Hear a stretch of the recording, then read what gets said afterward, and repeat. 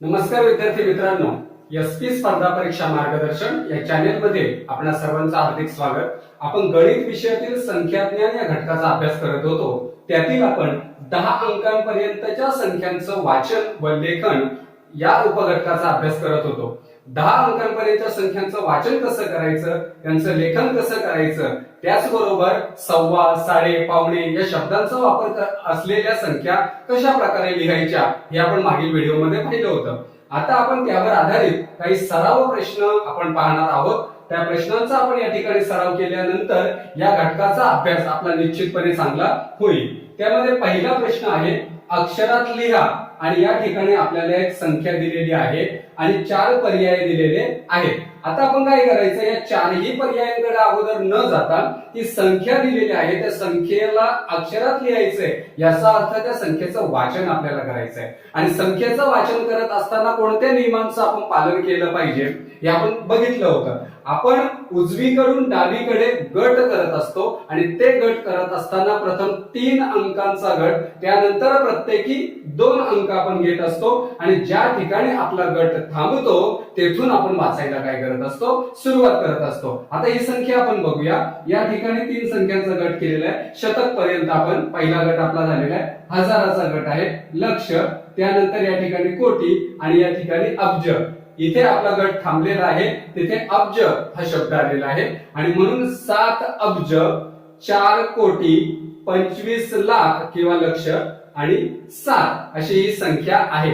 आता या संख्येचं वाचन आपण केल्यानंतर मग आपण पर्यायामध्ये ती संख्या शोधूया। 7 अब्ज आपल्याला या ठिकाणी दिसत आहेत, 4 कोटी आपल्याला इथे दिसत आहेत, तिथे 4 लक्ष आहेत, 4 कोटी, त्यानंतर 25 लक्ष आणि 7 आपल्याला पर्याय क्रमांक 2 मध्ये ती आपल्याला संख्या दिसते आणि म्हणून याचं उत्तर आहे पर्याय क्रमांक 2। त्यानंतर दुसरा प्रश्न आपण पाहूया, अंकात लिहा। या ठिकाणी आपण अक्षरात लिहिली, आता अंकात लिहायची आहे। अंकात लिहित असताना सुद्धा आपण या पर्यायांकडे न जाता अगोदर जी संख्या दिलेली आहे त्या संख्येचं आपण अंकामध्ये काय करणार आहोत, लेखन करणार आहोत। 3 अब्ज 12 कोटी 7 लक्ष 12,416 आणि लेखन करत असताना सांगितलं होतं मागे की आपण डावीकडून उजवीकडे जात असतो। सर्वप्रथम सर्वात मोठं जे स्थान आहे त्या स्थानाचा अंक आपण लिहिणार आहोत, तो आहे 3 अब्ज। या ठिकाणी आपण संख्या तयार करूया, 3 अब्ज। अब्जाच्या शेजारी कोटीचं घर असतं, कोटीचा उल्लेख इथे कुठे दिसतोय का आपल्याला, तो दिसतोय, तो आहे 12 कोटी आणि म्हणून आपण लगेचच 12 कोटी लिहिणार आहोत आणि त्या ठिकाणी 2 आपल्याला इथे अंक दिसतायत त्या घरामध्ये। त्यानंतर कोटीच्या शेजारी लक्षाचं घर आहे आणि इथे उल्लेख आहे 7 लक्ष, म्हणून आपल्याला 7 लिहायचे, परंतु आपण जर असे लिहिले 7 तर आपलं चुकेल, कारण आपल्याला 2 अंक त्या ठिकाणी त्या घरामध्ये आली पाहिजेत, म्हणून 0 7। त्यानंतर लक्षाच्या शेजारी हजाराचं घर असतं, इथे आहे 12,000, आपण 12 लिहिले, दोन्ही अंक बरोबर या ठिकाणी त्या घरामध्ये झालेले आहेत। हजाराच्या शेजारी मग आपलं शेवटचं घर असतं आणि त्यामध्ये 3 अंक असतात, इथे आहे 416 आणि तो अंक मी या पद्धतीने ती संख्या लिहिली 416। अशा पद्धतीने आपल्याला हे सर्व अंक असलेले आणि या क्रमाने असलेला आपल्याला या ठिकाणी पर्याय शोधायचा आहे। 3 अब्ज 12 कोटी 7 लक्ष 12,416 हा जर आपण इथे या ठिकाणी शोधलं तर आपल्याला पर्याय क्रमांक 3 मध्ये ही संख्या आपल्याला बरोबर दिसते आणि म्हणून याचं उत्तर आहे पर्याय क्रमांक 3। त्यानंतर प्रश्न तिसरा आहे, 17,500 अंकात लिहा आणि या ठिकाणी आपल्याला 4 पर्याय दिलेले आहेत। हे पर्याय आपल्याला वाचायची लगेचच गरज नाहीये। आपल्याला जी संख्या दिलेली आहे तिला आपल्याला अंकात लिहायचं आहे, ती आपण अंकात लिहूया आणि नंतर त्यामध्ये आपल्याला योग्य पर्याय कोणता वाटतो तो आपल्याला शोधायचा आहे। आता साडे, सव्वा, पावणे या संख्या लिहित असताना त्या संख्येच्या संदर्भातले पावभाग, अर्धा भाग, पाऊण भाग आपण सगळं बघितलं होतं। आता त्यानुसार आपल्याला यामध्ये पूर्ण संख्या कोणती दिसते, 17,000, मग ती पहिल्यांदा आपण जर लिहिली 17,000। आता हजाराचा आपल्याला 3 जे भाग आहे, पाव असेल, अर्धा असेल, पाऊण असेल, तो आपण पाहिला होता। आता या ठिकाणी साडे शब्द आहे, साडे असल्यानंतर आपण अर्धा भाग घेतो, हे पाहिलं होतं। सव्वा असल्यानंतर आपण पाव भाग घेतो, पावणे असल्यानंतर आपण पाऊण भाग घेतो. आता या ठिकाणी हजाराचा आपल्याला अर्धा भाग घ्यायचा आहे आणि हजाराचा अर्धा भाग जर आपण बघितला तर तो आहे 500 आणि म्हणून 17,500 ही संख्या आहे त्या अंकामध्ये या पद्धतीने तयार होईल 17,500. आणि मग आपण पर्यायांकडे जाऊया. या ठिकाणी आपल्याला पर्याय क्रमांक 3 मध्ये आपल्याला 17,500 अर्थात 17,500 दिसत आहेत म्हणून याचं उत्तर आहे पर्याय क्रमांक 3. त्यानंतर प्रश्न चौथा आहे 6 अंकी एकूण किती संख्या आहेत. आता या ठिकाणी आपण एक लक्षात घेऊया, आपल्याला 6 अंकीच नाही तर कितीही अंकी एकूण संख्या जर विचारलं तर आपल्याला ते माहिती असलं पाहिजे. आपण 1 अंकापासून सुरुवात करूया आणि 6-7 अंकांपर्यंत पाहूया. 1 अंकी एकूण संख्या जर बघितल्या तर ते आहेत 9. त्यानंतर 2 अंकी एकूण संख्या त्या 9 वर एक शून्य द्या 90. त्यानंतर 3 अंकी एकूण संख्या 9 वर 2 शून्य द्या 900. 4 अंकी एकूण संख्या आहेत 9 वर 3 शून्य द्या 9000. 5 अंकी एकूण संख्या आहे 9 वर 4 शून्य आपण दिलेले आहेत 90,000.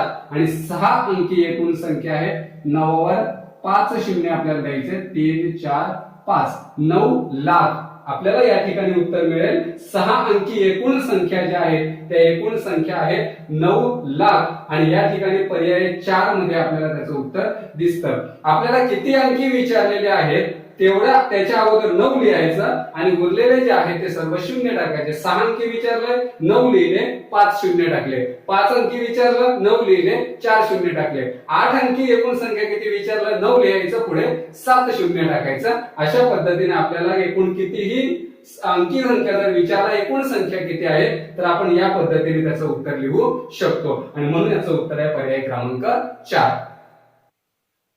त्यानंतर 5वा प्रश्न आहे. या ठिकाणी एक संख्या दिलेली आहे चे योग्य वाचन कोणते. आता या ठिकाणी आपण पुन्हा ती संख्या दिलेले वाचन करायचं आहे. थोडक्यात ती अक्षरामध्ये आपल्याला ती वाचत असताना पुन्हा आपण तेच नियम पाळूया. या ठिकाणी 3 संख्यानंतर मी एक स्वल्पविराम दिला, हा गट केला शतकाचा. या ठिकाणी शेजारी आहे 1000 आणि इथे लक्ष किंवा लाख. आता या ठिकाणी 2 लक्ष ही संख्या आहे. 2 लक्ष या ठिकाणी आपण पर्याय जर शोधला तर आपल्याला या ठिकाणी तिसरा पर्याय दिसतो. अतिशय सोपी अशी ही संख्या आपल्याला या ठिकाणी दिलेली आहे आणि तिचं वाचन करून आपल्याला हा पर्याय सापडलेला आहे. प्रश्न क्रमांक 6 मध्ये आपल्याला दिलेला आहे 9 दशलक्ष 9 ही संख्या अंकात लिहा. मागील 2 वर्षापूर्वीच्या या शिष्यवृत्तीची परीक्षा होती त्यामध्ये हा प्रश्न आलेला होता. 9 दशलक्ष 9 ही संख्या लिहायची आहे. विद्यार्थी मित्र या ठिकाणी अशा प्रकारचे प्रश्न आल्यानंतर थोडेसे बावचळतात की 9 कोटी ऐकलेले आहे, 9 लक्ष ऐकलेलं आहे, 9,000 90,000 असं ऐकलेलं आहे, परंतु 9 दशलक्ष 90 लक्ष पण ऐकलेलं आहे. पण अशा पद्धतीची संख्या आल्यानंतर विद्यार्थी या ठिकाणी चुका करण्याची शक्यता असते. तर आपण पुन्हा या ठिकाणी आपल्याला ही अंकात लिहायचंय म्हणजे आपल्याला कुठून जायचंय डावीकडून उजवीकडे. आता मी पर्यायाकडे लक्ष द्यायचं नाही आपल्याला, आपण संख्या तयार करणार आहोत. यामध्ये सर्वात मोठं स्थान आपल्याला 9 दशलक्ष दिसतंय म्हणून मी या ठिकाणी 9 लिहिले. पण मी आता लगेच स्वल्पविराम देत नाहीये कारण 9 दशलक्ष दशलक्षाच्या शेजारी लक्ष यांचं पूर्ण घर तयार होतं आणि म्हणून मी त्या ठिकाणी शून्य दिलेला आहे. हे झालं आपलं 9 दशलक्ष.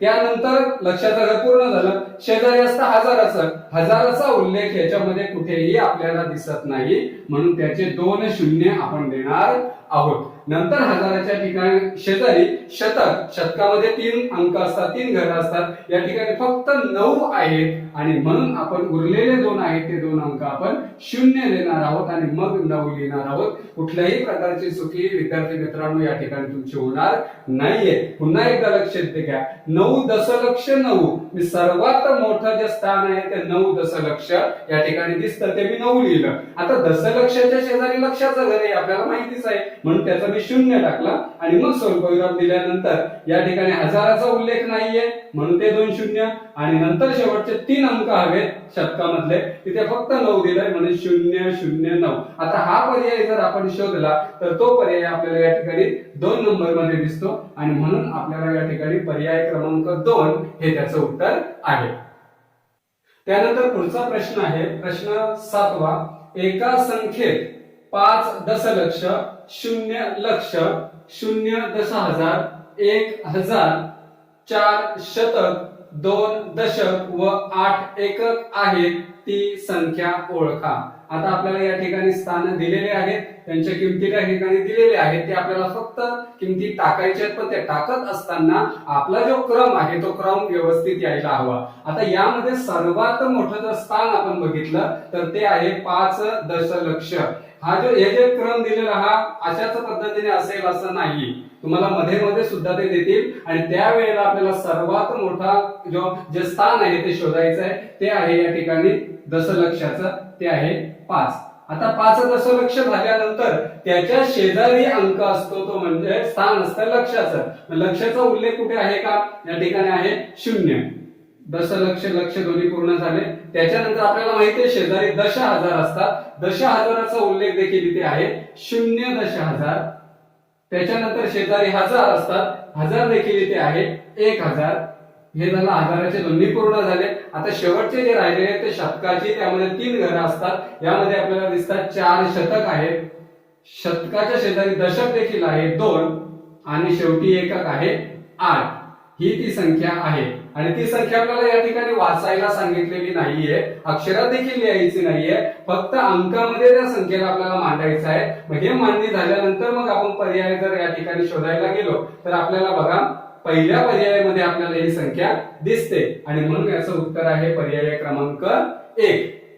त्यानंतर पुढचा जो प्रश्न आहे 8वा प्रश्न, सर्वात मोठ्या 7 अंकी संख्येपेक्षा 1 ने लहान असणारी संख्या कोणती? अशा प्रकारचे प्रश्न येतात, अतिशय सोपे असतात. आपल्याला त्या आधी सर्वात मोठी 7 अंकी संख्या माहिती पाहिजे. सर्वात मोठी कोणतीही संख्या कितीही अंकी विचारली, 1 अंकी विचारली तर ती असते 9, 2 अंकी विचारली तिच्यावर अजून एक 9 टाकला, 3 अंकी विचारली त्याच्यानंतर अजून एक 9, जेवढ्या अंक विचारले तेवढे 9 टाकले ती सर्वात मोठी काय असते? संख्या असते. मग आता या ठिकाणी सर्वात मोठी 7 अंकी संख्या विचारलेली आहे, तिच्यापेक्षा 1 ने लहान, याचा अर्थ 7 वेळा 9 ही आहे सर्वात मोठी संख्या. बघा पहिल्या पर्यायामध्ये आपल्याला तसं दिलं, विद्यार्थी या ठिकाणी घाई करतात आणि पटकन सर्वात मोठी 7 अंकी संख्या ही पटकन निवडून टाकतात, परंतु या ठिकाणी 1 ने लहान आहे, याचा अर्थ शेवटचा 9च्या ऐवजी मी 8 वापरणार आहे, कारण 1 कमी होणार आहे आणि म्हणून 6 वेळा 9 कुठे दिसतात आपल्याला आणि शेवटचा अंक 8. पर्याय क्रमांक आपल्याला 3 मध्ये ही संख्या आपल्याला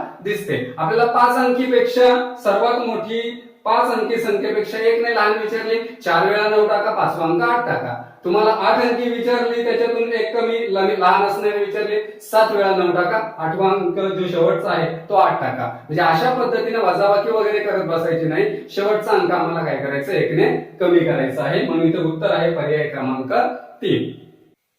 त्यानंतर पुढचा प्रश्न आहे प्रश्न क्रमांक 9, 6 अंकी सर्वात लहान संख्येपेक्षा 1 ने लहान असणारी संख्या कोणती? आणि या ठिकाणी 4 पर्याय दिलेले आहेत. बरेचसे विद्यार्थी हे पर्याय वाचत असतात आणि त्यामध्ये जास्त आपला वेळ घालवत असतात. आपल्याला ते पर्याय वाचण्यामध्ये आपला वेळ घालवायचा नाहीये, आपल्याला इथे उत्तर शोधायचं आणि मग त्यामध्ये पर्यायामध्ये आपल्याला ते उत्तर बरोबर कोणतं आहे ते बघायचं आहे. 6 अंकी सर्वात लहान संख्या ही आपल्याला आधी माहिती पाहिजे. आपल्याला सर्वात लहान संख्या 1 अंकापासून पुढे आपण शिकत गेलेलो आहे. 6 अंकी सर्वात लहान संख्या म्हणजे 1 आणि त्याच्यावर किती शून्य असतात? 5 शून्य असतात. ही झाली सर्वात लहान संख्या, किती? 6 अंकी. आणि तिच्यापेक्षा 1 ने कमी, या ठिकाणी विद्यार्थी काय करायला जातात? या संख्येतून 1 वजा करायला जातात. ती वजाबाकी करत असताना ते काय घालवतात? आपला वेळ खूप घालवतात आणि त्यामध्ये देखील त्यांच्याकडून काय होते?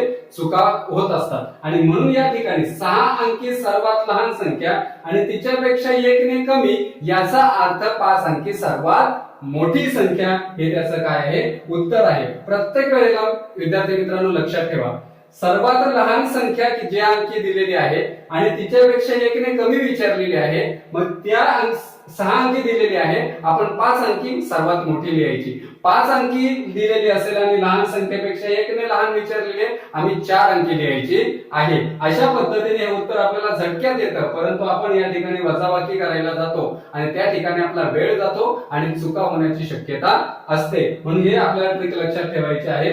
जेवढ्या अंकी दिलेली आहे त्याच्यातून 1 अंक कमी करायचा आणि तेवढी मोठी संख्या लिहायची आहे, कारण त्यांच्यामध्ये 1 चा फरक नेहमी असतो आणि म्हणून याचं उत्तर आहे पर्याय क्रमांक 3. त्यानंतर पुढचा 10वा प्रश्न आहे, 3.25 कोटी ही संख्या अंकात लिहा. मगाशी आपण एक उदाहरण बघितलं, सव्वा, साडे, पावणे याचा ज्या वेळेला वापर केला जातो त्यावेळेला ती संख्या जी आहे, आता 3.25 कोटी, कोटीचा संबंध आणि कोटीचे आपण 4 भाग केले होते. पाव भाग, अर्धा भाग, पाऊण भाग बघितला होता. पाव भाग होता 25 लाखाचा, अर्धा होता 50चा आणि पाऊण भाग होता 75 लाखाचा. आता 3.25 कोटी लिहायचे. इथे पुन्हा विद्यार्थी चुकी करतात. 3.25 कोटी म्हणून 3 लिहितात आणि 3.25 कोटी पुढचा पाऊण भागाचा तो 75 लाख घेतात आणि त्यामुळे त्यांची काय होते, चुकी होते. मागेच म्हटलं होतं मी 3.25 कोटी याचा अर्थ 3 कोटी पूर्ण नाहीये, तर त्याला पाव भाग कमी आहे म्हणून पूर्ण आहे. 3 कोटी न घेता मी किती घेणार आहे या ठिकाणी, 2 कोटी. आणि पावणे असल्या कारणाने पुढचा आपल्याला माहितीये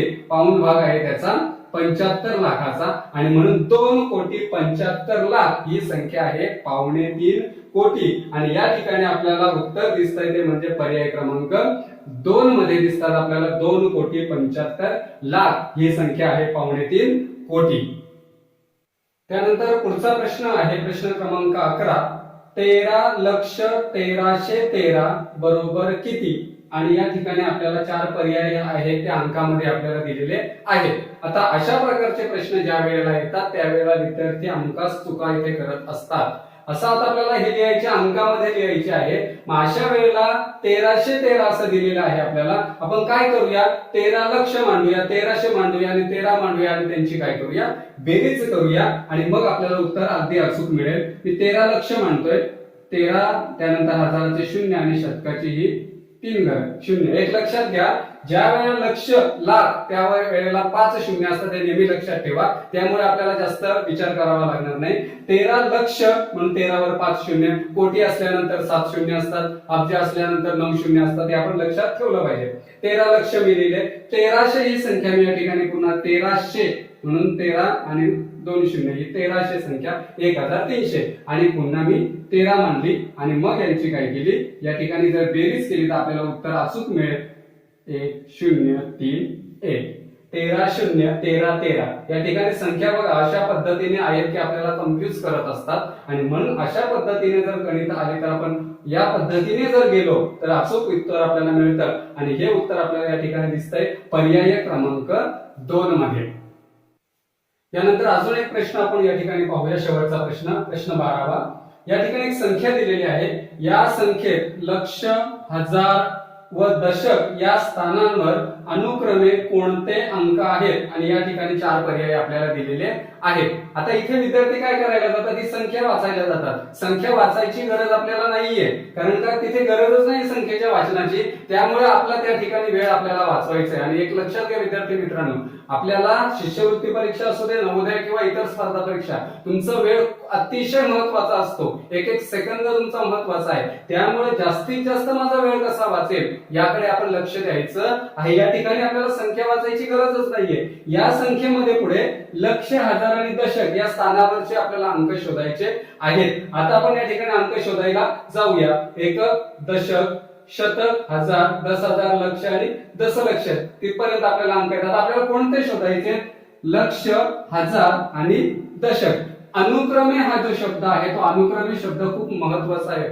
लक्षात घ्या विद्यार्थी मित्रांनो, आपल्याला लक्ष, हजार आणि दशक यांचा अनुक्रमाने आपल्याला लिहायचंय. लक्ष स्थानावरचा आपण एकक, दशक, शतक, हजार, 10,000, लक्ष, लक्ष स्थानावर 7 आहे. त्याच्यानंतर हजार स्थानावर या ठिकाणी आपल्याला 5 दिसतोय आणि दशक स्थानावर 2 दिसतोय. 7 5 2 हे आपण लगेचच लिहून ठेवायचे आहेत. कारण का, या ठिकाणी पर्याय जर तुम्ही बघाल तर तुम्हाला अशा प्रकारचे पर्याय दिलेले असतात. या ठिकाणी 7 2 5 पटकन आपण हे उत्तर या ठिकाणी पहिलं निवडतो आणि या ठिकाणी आपली चुकी होते. आणि म्हणून अनुक्रमे असल्या कारणाने लक्ष स्थानावरचा हा पहिला यायला पाहिजे, त्यानंतर हजार स्थानावरचा दुसरा विचारलेला तो यायला पाहिजे आणि शेवटचा दशक स्थानावरचा आहे तो शेवटी यायला पाहिजे. म्हणून 7 5 2 हा योग्य क्रम या ठिकाणी आपल्याला दिसतोय आणि तो आहे पर्याय क्रमांक 2 मध्ये. अशा प्रकारे 10 अंकांपर्यंतच्या संख्यांचं वाचन आणि लेखन करत असताना आपण या ज्या काही गोष्टी शिकलो त्या जर लक्षात ठेवल्या तर कशाही प्रकारचा प्रश्न जर आपल्याला आला तरीही फिरवून प्रश्न विचारले